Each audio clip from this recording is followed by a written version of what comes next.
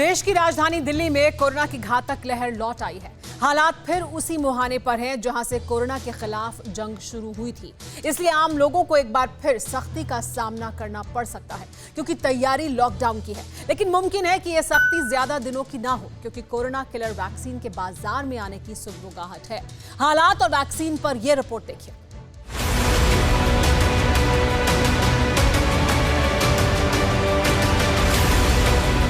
देश की राजधानी दिल्ली की फिजा बदल रही है। 8 महीने से जिस अदृश्य हमलावर ने दिल्ली को घेर रखा है, उसने दिल्ली के लोगों पर फिर से हमला शुरू कर दिया है।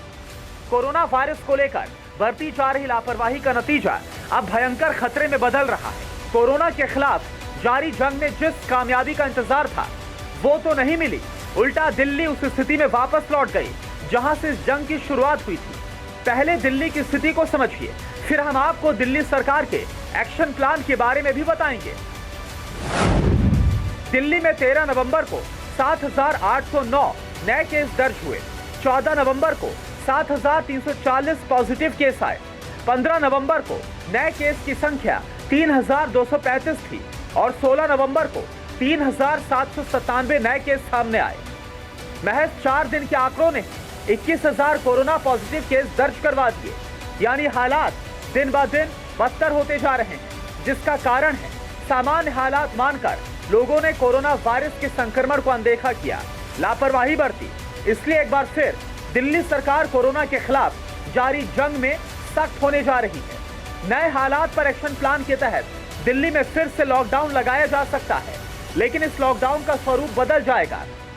सारी कोशिशों के बावजूद भी अगर किसी बाज़ार में हम देखते हैं कि सोशल डिस्टेंसिंग और मास्क का पालन नहीं किया जा रहा और वो एरिया एक तरह से लोकल कोरोना हॉटस्पॉट बन सकता है, तो उस वहाँ पे बाज़ार को कुछ दिनों के लिए एहतियात के तौर पे बंद करने की इजाज़त दिल्ली सरकार को दी जाए। ऐसा प्रस्ताव अभी केंद्र सरकार को भेजा जा रहा है। इसके लिए भी मैंने एलजी साहब की परमिशन के लिए अभी लिख दिया है। अगर केंद्र सरकार दिल्ली सरकार को लॉकडाउन की इजाजत देती है, तो फिर दिल्ली के लोगों को उसी तरह की सख्ती का सामना करना पड़ सकता है जैसा मार्च से लेकर जुलाई तक करना पड़ा था। हालांकि इस सख्ती के स्वरूप में बदलाव होगा। संक्रमण वाले इलाकों में लॉकडाउन लग सकता है। भीड़भाड़ वाले बाजार भी बंद किए जा सकते हैं।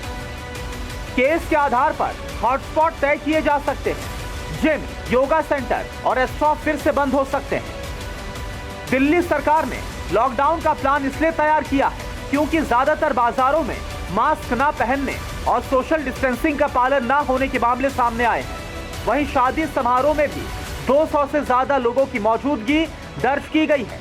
इसलिए मुमकिन है कि समारोह में 50 मेहमानों की संख्या फिर से तय हो और दिल्ली की सड़कें फिर सुनसान नजर आए।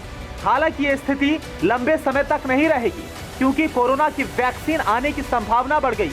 पूरी दुनिया की तरह ही हिंदुस्तान भी कोरोना वैक्सीन का बेसब्री से इंतजार कर रहा है। और खुशखबरी ये है कि हिंदुस्तान में तीसरे चरण का ट्रायल शुरू हो चुका है।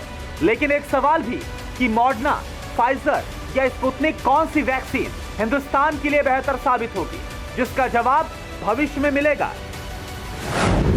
क्योंकि रूस स्पुतनिक 5 नाम से कोरोना वैक्सीन बना चुका है।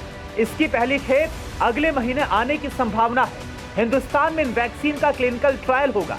भारत की फाइजर और मॉडर्ना वैक्सीन भी तैयार है। ट्रायल खत्म होते ही दोनों वैक्सीन बाजार में आएंगी। मॉडर्ना वैक्सीन का इमरजेंसी इस्तेमाल हो सकता है, इसलिए हिंदुस्तान के लिहाज से इस वक्त सबसे उपयोगी वैक्सीन के रूप में मॉडर्ना को देखा जा रहा है। हालांकि मॉडर्ना के सिर्फ 20 करोड़ डोज ही उपलब्ध होंगी, इसलिए नजर फाइजर और स्पुतनिक पर भी टिकी होगी। माना जा रहा है कि दिल्ली के हालात सुधारने में यही वैक्सीन कारगर साबित होगी। Bureau report, TV 9 Bharatvarsh. अड़ी सोमवार से शुक्रवार शाम 6 बजे सिर्फ टीवी 9 भारतवर्ष पर।